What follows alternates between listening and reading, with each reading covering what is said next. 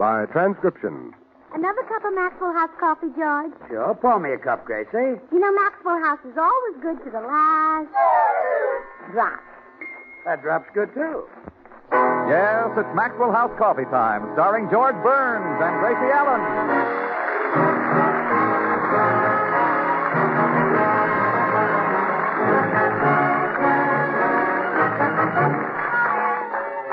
With our special guest, Richard Widmark, yours truly, Toby Reed, Bea Benaderet, Joseph Kearns, Harry Lubin, the Maxwell House Orchestra, and Bill Goodwin. For America's Thursday night comedy enjoyment, it's George and Gracie. And for America's everyday coffee drinking enjoyment, it's Maxwell House. The coffee that's bought and enjoyed by more people than any other brand at any price. Yes, Maxwell House, always good to the last drop.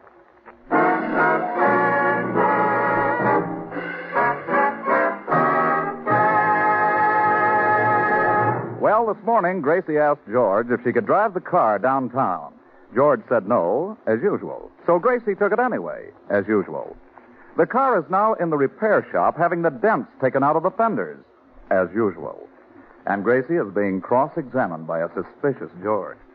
Gracie, where's the car? The car? Yeah, where is it? Where is what? The car. Our car? Our car. The one with the windshield wiper? The one with the windshield. Where is it? On the windshield. See you later. Wait a minute. I want to know where the car is. George, have you heard the joke about the moron who threw the Chinese midget downstairs? Gracie, A where... moron threw a Chinese midget downstairs because he wanted to pitch a little woo. Have you heard it? Yes.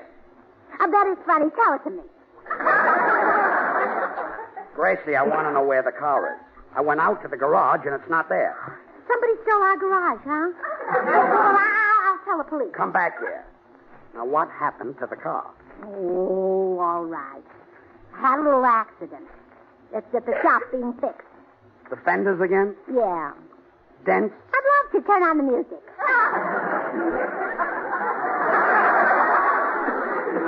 Look, I don't feel like dancing. Do the fenders have dents? Now, please. What happened? Well, I wasn't to blame, George. Another car ran right into me. Who was driving it? Nobody. It was parked. A parked car ran into you? Now, isn't that typical California driving? They can't even control their cars when they're not in them. Yes, it's simply awful. No wonder the National Safety Council says don't be a Gracie. Do you know whose car you hit? Yes, I took his name and address off the registration slip, in case I decided to sue him. Look, Gracie, the accident was your fault. Now, you go over to this man's house and settle with him. Settle with him and leave you? No, not leave me.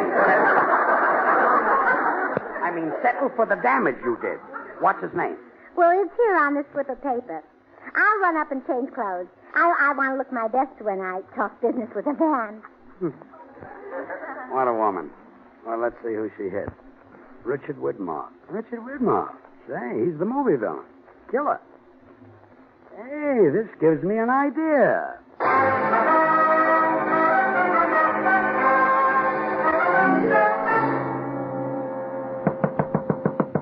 I hope Widmark remembers me. Hate to ask him for a favor if he doesn't know. Yes? Mr. Widmark? Yes, I'm Richard Widmark.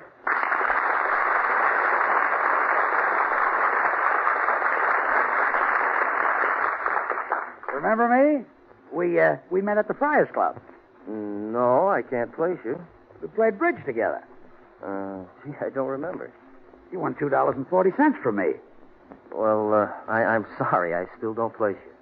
I never paid you the money. George Burns. That's me. I'm afraid my wife ran into your car this morning. Oh, is she the one? Yeah. Well, she's a menace to the road. My car was parked. I know. Dick, I want you to do me a favor. Scare my wife so she'll stop driving. Scare her? Yeah, you know, you're the screen's greatest menace. So when Gracie comes over to see you, go into your killer act and frighten the daylights out of her. Oh, no, George. That's just for the movies. That character's creeping into my private life too much as it is. It's getting so mothers frighten their children by saying Richard Widmark will get you. But Dick... You don't know what it's like to have people scream and run away the minute they see your face. On second thought, maybe you do. come on, Dick. You'll be doing a great favor to every driver in town. Well, look, why don't you just tell her not to drive the car? What's the matter? Don't you wear the pants in your family? I not only don't wear the pants, I have trouble keeping on the shorts.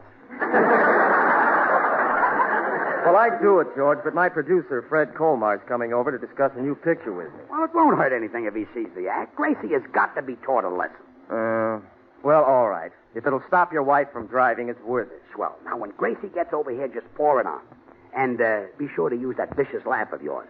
It'll frighten her out of her mind. You leave it to me, George. I'll give her the full treatment. Hello, Dick. Am I early? Oh, hello, Fred. No, you're okay. Mr. Colmar, may I introduce... we know each other. We do? Yeah. We met at the Friars Club. Oh, really? Yeah. We played bridge together, remember?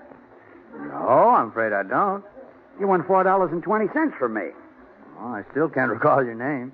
He never did pay you. George Burns. Well, I'll be running along before Gracie gets there. Hey, how about paying us our bridge money? Oh, gee, I'll be glad to, but all I got with me is cash. See you fellas later. What a character. Well, Fred, how does the script for the new picture look? Sensational, Dick. This'll be your greatest role since you played Tommy Udo in Kiss of Death. Why, at the finish, it takes 15 policemen to kill you. Hey, wait a minute. It might take 15 policemen to kill a guy like Humphrey Bogart, but I'm no Bogart. No? No. I want 20 policemen. Well, you shall have them. Oh, you're really going great guns, Dick. You just won the popularity poll at the Hatchapay. The Hatchapay? That's a women's prison, isn't it? Yeah. Yeah, the inmates voted you the man they'd most like to be in solitary with. Gee, I'm flattered. Oh, that must be Mrs. Burns. Now, get a load of this, Fred. I'm going into my killer character and scare the daylights out of her. Oh, Dick, have a heart. The poor woman will faint dead away. What's the idea? She bumped into my car, and her husband wants me to teach her a lesson. Okay, but I better get the smelling salts ready. Now, watch this. Mr. Widmark? Yeah. I'm Mrs. Burns. I'm the person who ran into your car. You are, huh?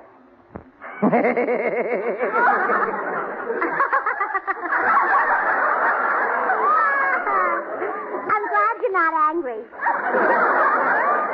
Hey, Fred, get a load of the good-looking skirt. Oh, do you like it? You know, it could be a little longer, but I'm not much at sewing. The blouse is nice, too, don't you think? This is what they call a peasant blouse. Can it? Huh? Button it up. Oh, all right. Say, it does look better buttoned all the way. Oh, you certainly know a lot about women's clothes. Are you a dressmaker? Dressmaker? I knew your face looked familiar. Do you work for Adrian or Ori Kelly? Look, lady, I'm a crook. Oh, you're in business for yourself, huh? Well, how nice. Stop with that. I've had a record since I was 6 years old. That's when I made my first slip. Ma, you started sewing early. Hey, Fred. Fred, look who thinks I'm a dressmaker.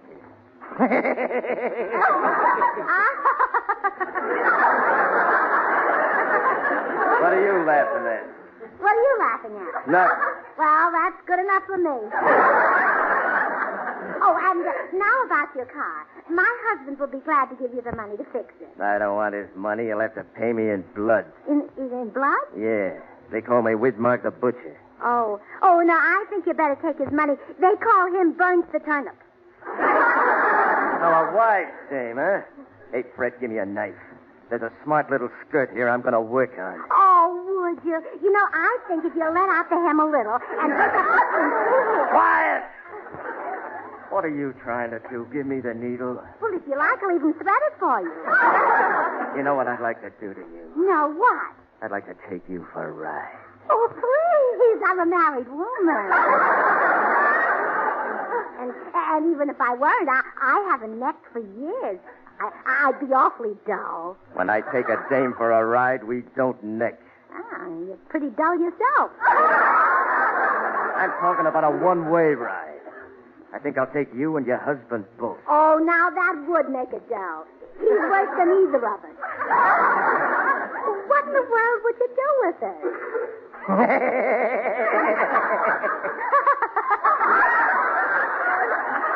What are you laughing at this time?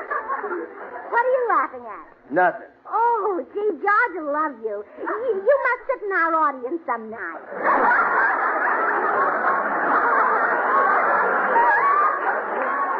Now, listen, I guess you don't know who you're talking to. Well, I've been trying to place you. Where is your dressmaking shop? I haven't got one. You work at home, huh? Well, I must tell the ladies in my club about you. You're a sweet, kind man, and you deserve all the business I can throw your way. Look, lady, you got me all wrong. I sew people up in sacks. That's a lovely story. But I'll send the girls here so you can make a little money on the side. Toodaloo. Well, it's a good thing I got the smelling salts ready. Here, have a whiff, killer. Smoke. Could Burns have sent her over here just to rib me? Oh, no, he wouldn't dare do that. But why didn't she faint? I gave her the laugh and everything. Dick, maybe I better get Bogart for this picture. Oh, now, Fred, you wouldn't do that. I'll be great in the picture. Sure.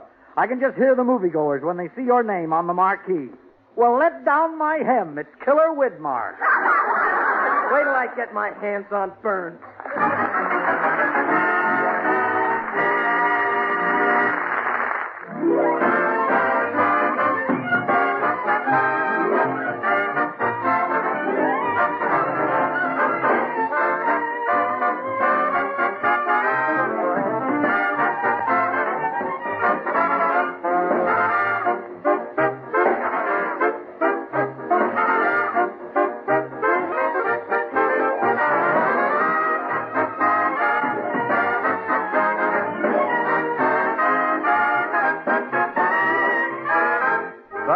Can't you almost see the curtain going up when you hear the bright 2/4 rhythm of these unbeatable show tunes?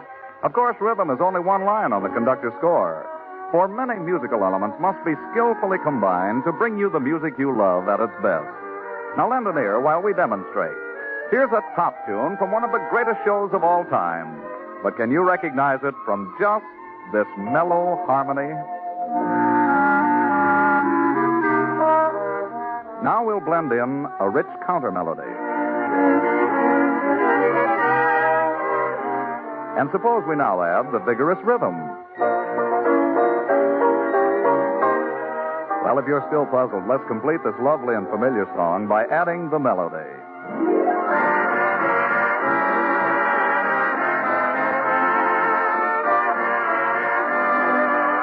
Yes, harmony, counter melody, rhythm, and melody. Not one, but many musical parts, all skillfully blended into one rich, harmonious orchestration of Jerome Kern's ever-popular Why Do I Love You? And friends, it takes the same skill in blending to create America's favorite brand of coffee, rich, heartwarming Maxwell House coffee. No other coffee but Maxwell House brings you this mellow, satisfying, good-to-the-last-drop flavor. And naturally, there's a reason. To create this world-famous flavor, our Maxwell House experts combine not one, but many superb varieties of Highland-grown Latin American coffees. With care and skill, they select fine Monticelli's coffees for mellowness. For extra richness, they add Medellins. Then for vigor, they add other choice coffees to the Maxwell House blend. And finally, for fine, full body, they add Bucaramangas.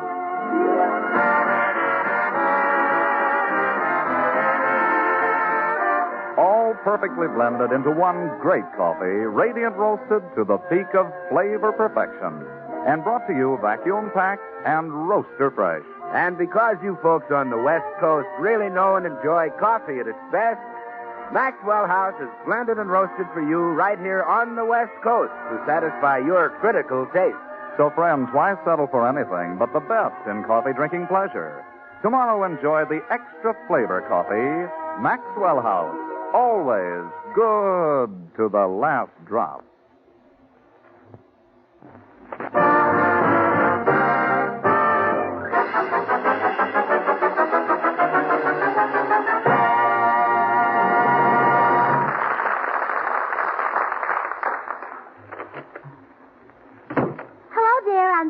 Mr. Widmark. Well, what's the matter? You look surprised. You're so calm. I expected you to shake. Oh, I'm sorry. Stick out your hand. How do? I do. Yeah. I didn't mean that. Didn't Widmark scare you? That sweet little man? Of course not. Gracie, that sweet little man scares people stiff. Well, he might scare them stiff, but he's certainly sweet when he's sober.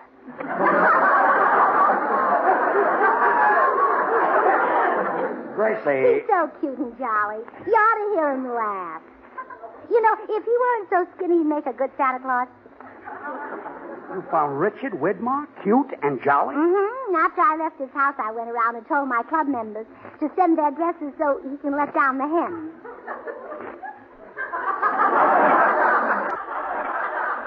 Widmark lets down hems? Oh, he's been sewing all his life. Widmark? Well, that I never. Come in. Oh, hello, Dick. We were just talking about you. Say, what are you two trying to do? Ruin me? Well, no, Mr. Widmark. We're sending you a lot of business. Burns, you started this. I ought to pin your ears back. Oh, no, don't do that. When he reads in the sun, they shade his book.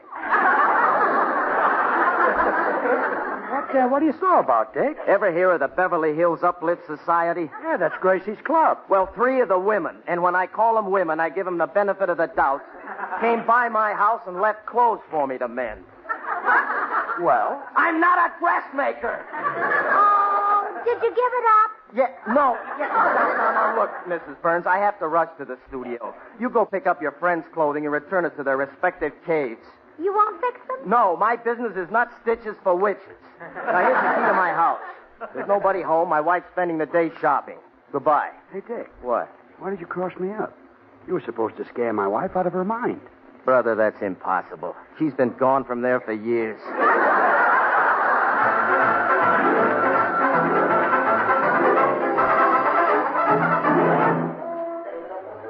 Now, where could Mr. Widmark have put those dresses? So hard to find things in a strange house.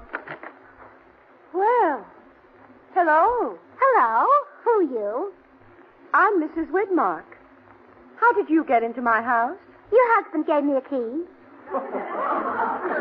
How convenient. Yes, he didn't expect you to be here.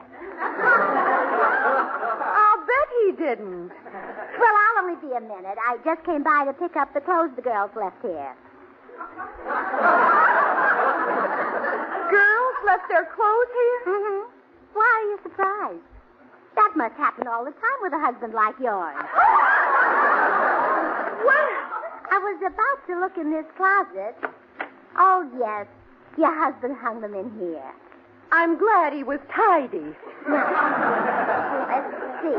This blue dress belongs to Blanche Morton, the gray one to Clara Bagley, and this big one is Maggie Eppinger. There were 3 of them? Uh-huh. There would have been more, but we just found out about your husband this morning. Well, I'm just finding out about him now. After this, when I go shopping, I'll take King Solomon with me.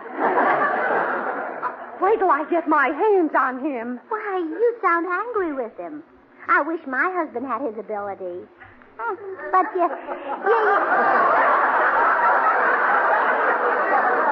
I know. You just can't teach old dogs new tricks. Look, I think you better take these clothes and leave. All right. Tell your husband hello for me. When he comes home, you'll get a salad bowl right over his head. Well, after you cut his hair, tell him hello for me.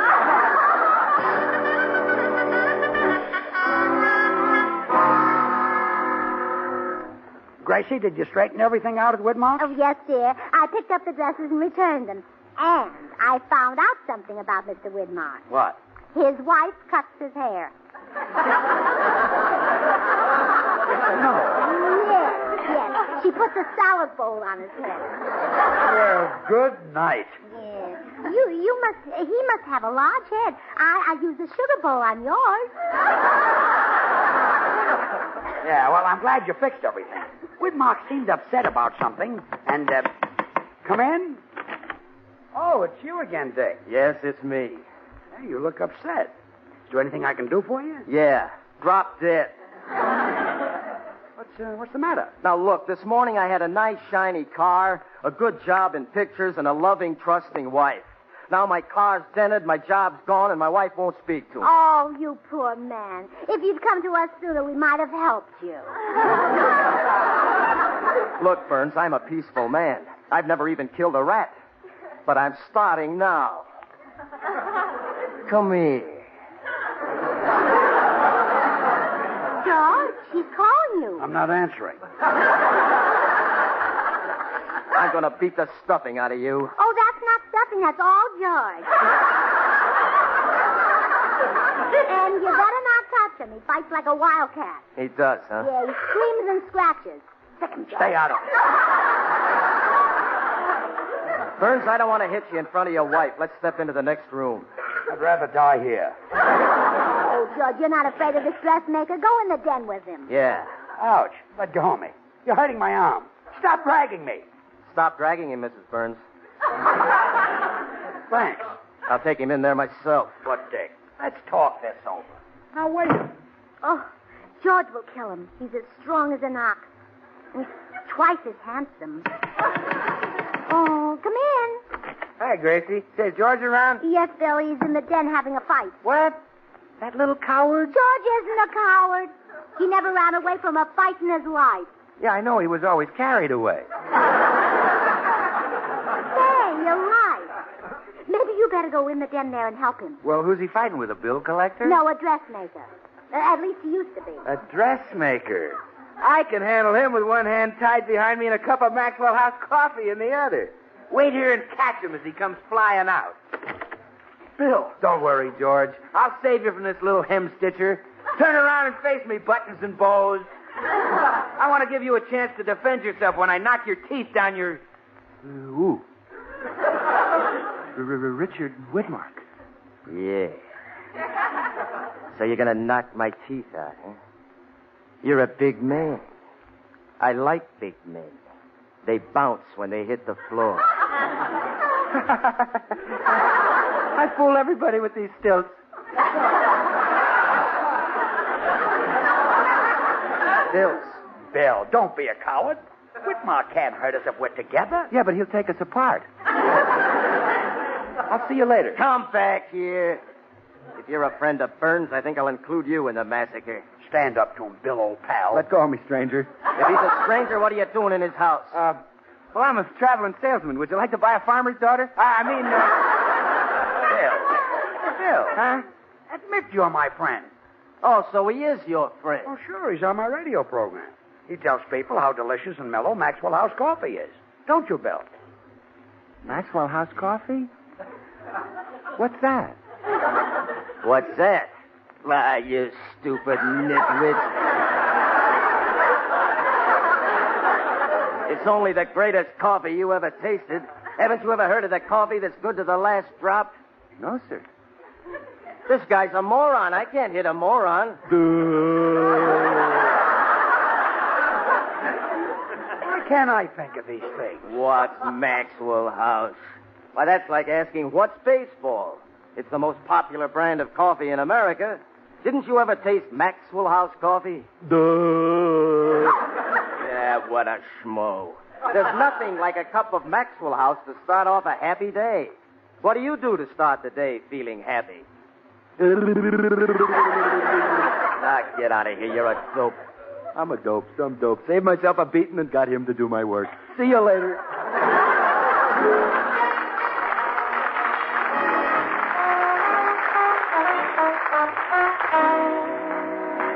So you see, Gracie, I was lucky to get out of that alive. It wasn't until Bill left that I found out why Widmark was sore. You mean when I went to his house this morning, he was supposed to frighten me? Of course. He's the most sensational villain in the movies. And you made him look like a jerk in front of his producer. Well, I'll make it up to him. I'll go over and let him scare me right now. Oh, no. It's too late now. Oh, no, it isn't, George. Remember what Benjamin Franklin said? Well, what did he say? He said a lot of great things. Take your pick. Gracie, you're nuts. No, he didn't say that. He doesn't even know me. I'll introduce you to Benny later, yeah. Well, I'll see you later, dear. I'm going over and let Mr. Widmark frighten me.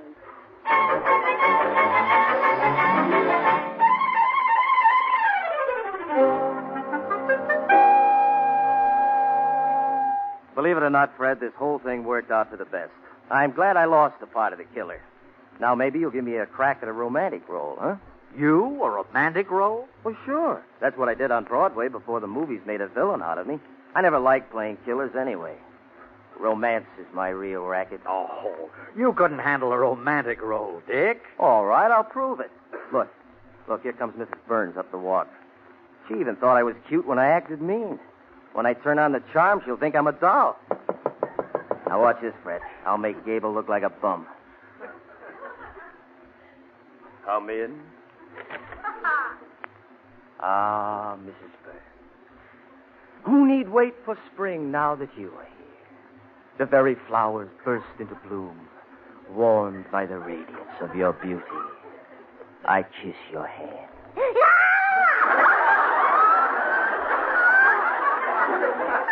What is wrong? I want to take you in my arms. Mrs. Burns, look at me. Why, don't you find Mr. Widmark attractive?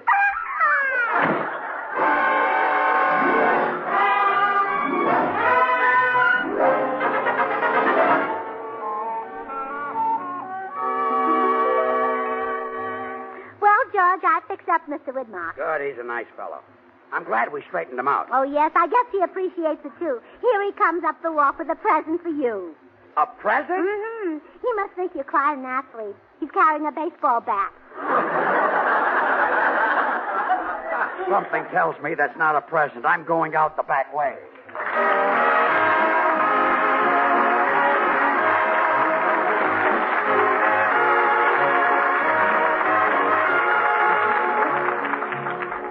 George and Gracie will return in just a moment. Ladies and gentlemen, last year, 5,200,000 people suffered disabling accidents in their homes. Let's all remember to help the National Safety Council in its drive to prevent home accidents. Be safe. Be careful. Don't be a Gracie. Join us again next Thursday when we'll all be back. George Burns, Gracie Allen, Bill Goodwin, Harry Lubin, and the Maxwell House Orchestra, and yours truly, Toby Reed. And now, here are our stars. Well, Gracie, I talked to Widmark's producer and straightened everything out. He's back in the picture. Yes, I know. I drove him to the studio to start work. You took the car? Again? Where is it? In the repair shop. Dents again? What love to. Turn on the music. Good morning.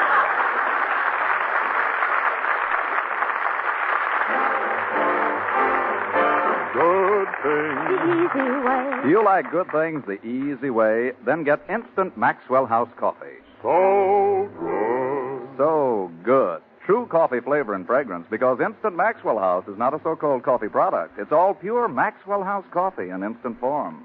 And so easy. So easy. Instant Maxwell House means great coffee instantly in your cup. No fuss, no muss, no bother. Today, try Instant Maxwell House. Instantly good to the last drop.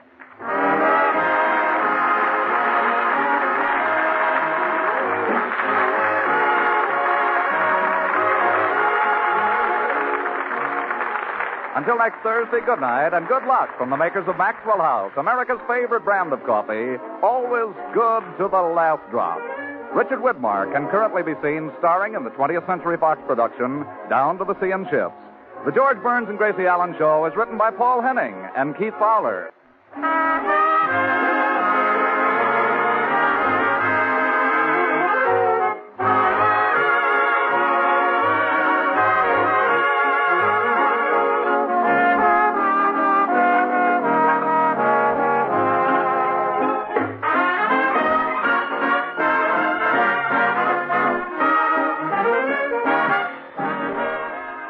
The preceding program was transcribed.